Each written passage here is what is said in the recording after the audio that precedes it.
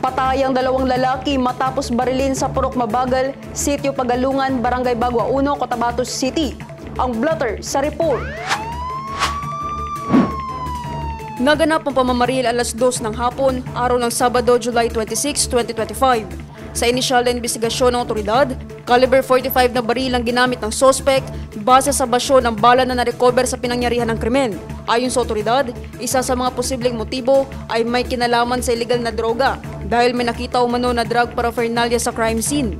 Ayon din sa komento, binaril ang mga biktima malapit sa barangay hall sa lugar.